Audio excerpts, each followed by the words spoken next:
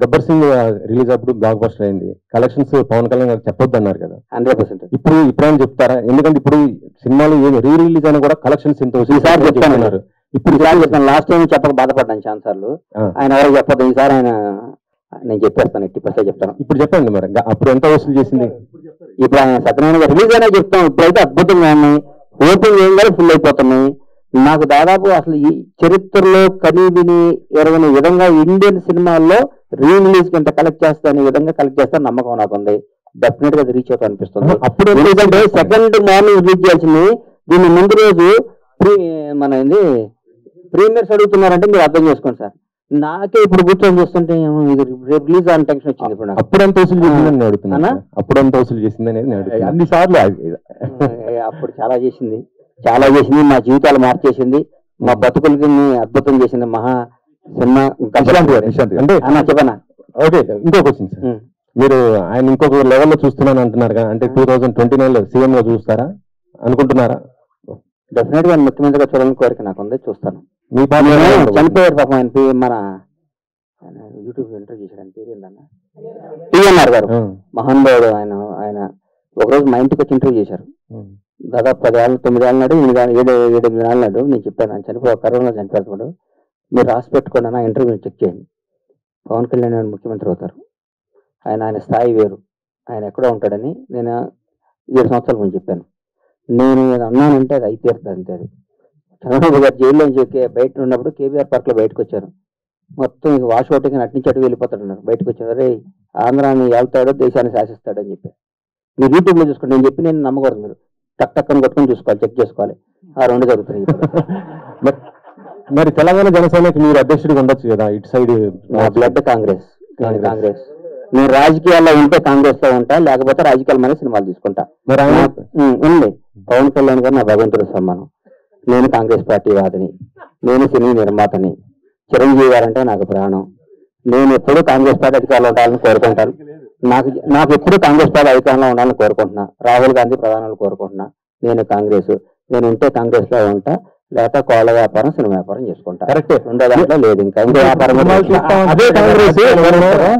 నాగార్జున గారు N convention cool చేసింది. ఒక సినీ పర్సన్ గా మీరు ఎలా స్పందిస్తారు దీనిపైన? అన్న ఊరుకన్నా లేని పని వ్యవహారం కాదన్నా, ఇప్పుడు మీరే చెప్తున్నారు కదా సినీ ఇండస్ట్రీకి సంబంధించి. ముఖ్యమంత్రి గారు తమ్ముడు అన్నయ్య గారి ఇంటికి ఇచ్చారు నోటీస్. దాన్ని మనం ఏం చేయమంటావు? ముఖ్యమంత్రి గారు అన్న సొంత నాకు అత్యంత సన్నిహితులు వాళ్ళ సొంత అన్నకి ఇంటికి ఇచ్చారు. మనం ఏం చేయమంటావు చెప్పు? ఆయన అంటే నా ఇల్లు రేపు నా ఇల్లు చెక్ చేసి ఉంటే నాది పిలుస్తారు. రేపు వచ్చి అంటున్నారు ఉంటే పిలుస్తారు. నేనేం చేస్తాను దానికి? నేను అతిథున్నా కాదు. ఒక చిన్న రిక్వెస్ట్ పార్టీకి. ఇప్పుడు మీరందరూ ఇక్కడ ఉన్న సెంట్రల్ కూర్చున్న వాళ్ళందరూ గబ్బర్ సింగ్ వచ్చినప్పుడు కూడా మీరందరూ రిపోర్టర్స్ ఉన్నారు. గబ్బర్ సింగ్ అప్పుడు కాలేజీలో ఉండి వేరే పర్సన్ రిపోర్ట్ అయిన వాళ్ళు ఎవరన్నా క్వశ్చన్స్ చేస్తే బాగుంటుంది.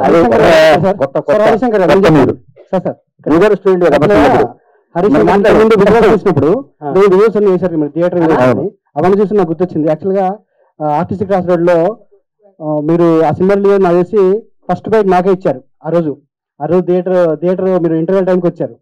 ఫస్ట్ బైట్ తీసుకున్నా. గుర్తుంది ఆ విషయం. థియేటర్ కవరేజ్ అంతా.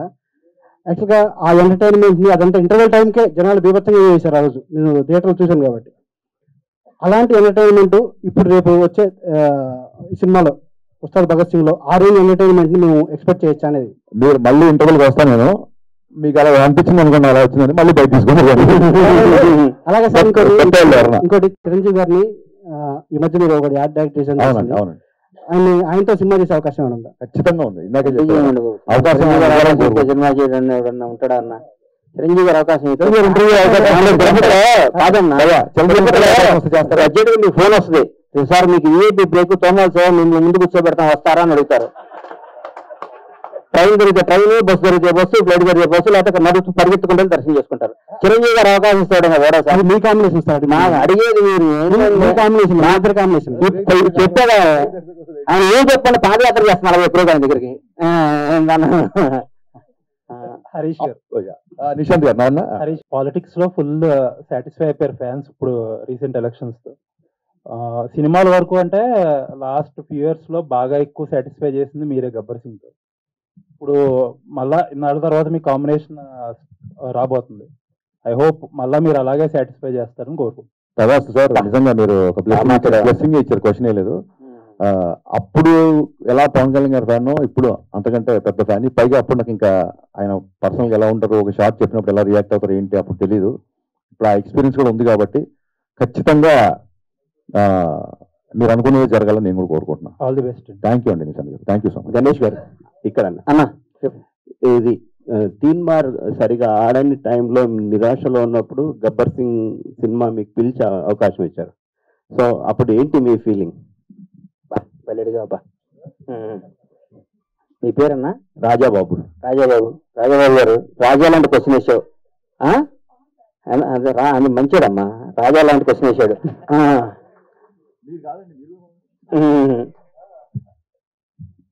తీన్మార్ కూడా బ్లాక్ బాస్టర్ సినిమా వద్దనుకున్నాను నేను. ఎందుకంటే భలే ఉంటుంది సినిమా, భలే గుండెని హద్దుకునే సినిమా. అది చిన్న చిన్న మిస్ చేయడం వల్ల మిస్ అయిపోయింది అంట.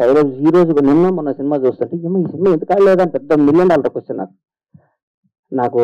ఆ తర్వాత ఆ సినిమా ఫెయిల్ అయి బాగా డిప్రెషన్, నేను బాగుంటే హీరో గారు మాట్లాడుకొని నన్ను పిలిచి, మహానుభావుడు ఈ సందర్భంగా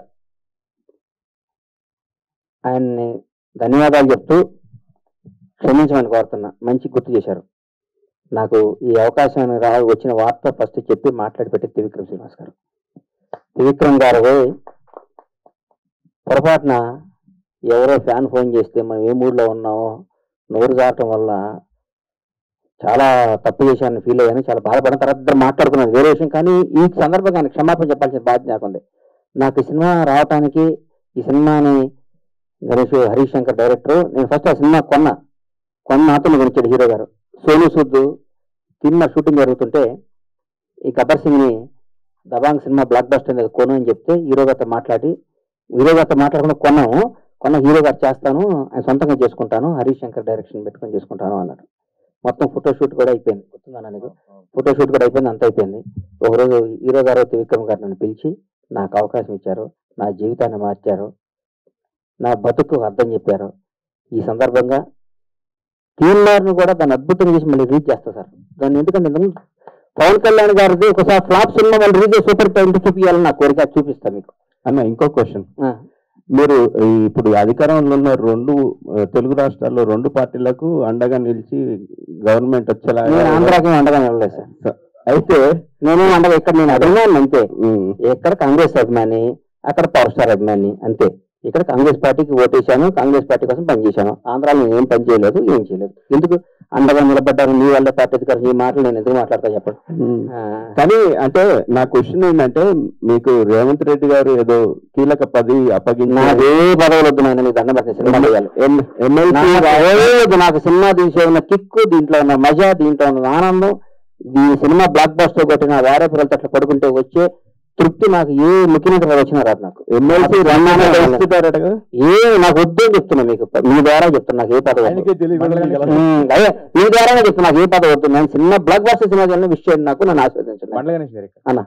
అంటే యాక్చువల్గా 7 సంవత్సరాలు తర్వాత తప్పిపోయిన పిల్లవాళ్ళగా అని చెప్పేసి అంటున్నారు. మరి ఎందుకు తప్పిపోవాల్సిన అవసరం ఎందుకు వచ్చింది? ఇప్పుడేమో మీ ఆత్రం చూస్తుంటే అర్థం ఉంది. ఇప్పుడు మీరు ఇప్పుడే సినిమా అనౌన్స్ చేసేలాగా ఉన్నారు మీ ఇది చూస్తుంటే కనుక. సో ఫస్ట్ సినిమా ఏం ఉండబోతుంది? 7 సంవత్సరాలు ఎందుకు మిస్ అయ్యారు? ఎందుకు మిస్ అయ్యానంటే దరిద్రం ఇచ్చి తలుపు కొడితే తలుపు తీశానమ్మా.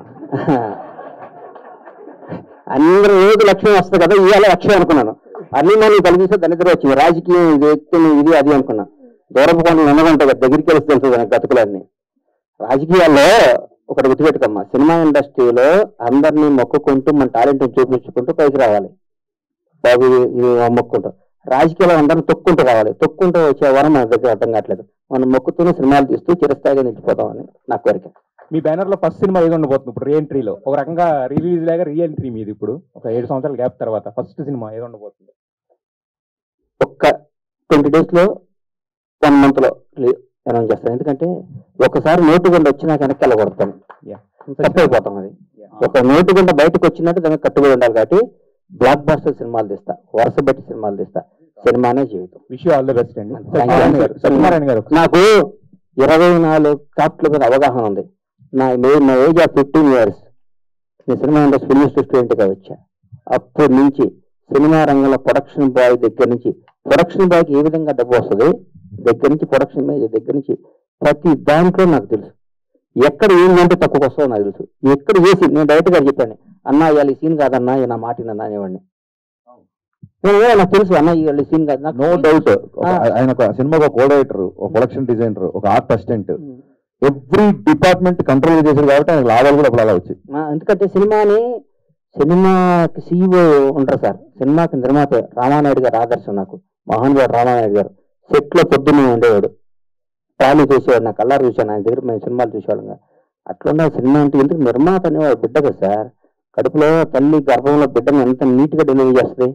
ఓకే ప్రెగ్నెన్సీ అయినా కూడా ఆడడం ఎట్లా పడితే అట్లా తిరిగి అయినా బిడ్డ లైఫ్ పోతుంది కదా. సినిమాని మన బిడ్డని ఎంత బాగా తల్లికి డెలివరీ ఇస్తుందో మన సినిమాని అంత బాగా డెలివరీ ఇస్తే నిర్మాత అంత కష్టపడితే బ్లాక్ బస్టర్ వస్తుంది. ఒక్కసారి మిస్ అవ్వచ్చు. హరీష్ శంకర్ కున్న టాలెంట్ కి, హరీష్ శంకర్ కున్న కష్టపడే తత్వానికి చిన్న మన బచ్చం మిస్ అయింది. ప్రతి మిలిటరీ మన సరిహద్దులు ఉండే సైనికుడు కొట్టిన ప్రతి బుల్లెట్ అవతలడికి తగలదు. ఒక్కసారి మిస్ అవుద్ది. మిస్ అయినంత మాత్రం ఆవిడ సైనికుడు కాకుండా పోతాడా? అంటే హరీష్ శంకర్ నాకు తెలుసు. పూరి జగన్నాథ్ అంటే తెలుసు. పూరి జగన్నాథ్ గురించి అని చెప్తాను. పూరి జగన్నాథ్ బౌన్స్ బ్యాక్ వచ్చి పోకిరీలు తీస్తాడు. మళ్ళీ రాసుకోండి, మీరు చెప్తాను. ఒక టెంపర్ తీస్తాడు, రాసుకోండి, మళ్ళీ చెప్తాను. Thank you. నాలాంటి ఉంటే వీళ్ళు చేస్తా చేయడం. వీళ్ళకి కొత్త వాళ్ళు ఇంగ్లీష్ లో మాట్లాడే వాళ్ళు వస్తారు. సార్ యాక్చువల్లీ తీస్తాను కానీ నా తెలుగు మర్చిపోయి ఇంగ్లీష్ మాట్లాడే తపనలో ఫ్లాపులు తీస్తారు వీళ్ళు. నాలాంటి కసినాన్ని నమ్ముకోండి, నాలాంటి తపనలను నమ్ముకోండి, బ్లాక్ బస్టర్ సినిమాలు తీయండి. మీరు వేణుస్వామి కంటే మీరే జ్యోతిష్యం బాగా చెప్తున్నారు సార్. అందరూ బాగుండాలి, అందులో మనం ఉండాలి. వదిలే గణేష్ గారు మీరు ఇచ్చిన భరోసాకి హరీష్ శంకర్ గారి మొహంలో చాలా తర్వాత మాకు ఒక success. Harish Shankar diamond sir. నల్లలైతే నల్లగా ఉంటది, తెల్లలైతే వెలిగిపోతుంది. ఆ డైమండ్ ఎట్టేస్తానో చూపిస్తాను మీకు, నేను చూసుకోండి. మీరు సత్యనారాయణ గారికి ఒకసారి మైక్ సత్యనారాయణ గారు. సార్ ఇప్పటి వరకు రిలీజుల్లో ఈ మధ్య కాలంలో వచ్చిన వాటిల్లో ఏంటంటే మురారి 5 crores తో టాప్ లో ఉంది. సో మరి గబ్బర్ సింగ్ అప్పటికే ఒక ఇండస్ట్రీ హిట్ కింద అన్నింటినీ మొత్తం బ్లాక్ బస్టర్ రికార్డ్స్ అన్ని తుడిచిపెట్టింది కదా. మరి ఈసారి మురారి రికార్డ్ కూడా టచ్ చేసే అవకాశం ఏమైనా ఉందంటే, మీకు ప్రీ బుకింగ్స్ మీకు తెలుసు కాబట్టి అది 5 crores కలెక్ట్ చేసింది. ఇంద్రా కూడా 3 crores దగ్గర ఆగిపోయి.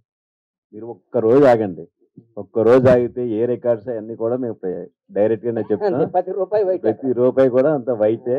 అసలు ఇప్పటికే చూస్తున్నాం. మీరు ఆ ప్రీమియర్ షోలు రీ రిలీజ్ అడుగుతున్నారంటేనే దాన్ని బట్టి మీరు అర్థం చేసుకోండి.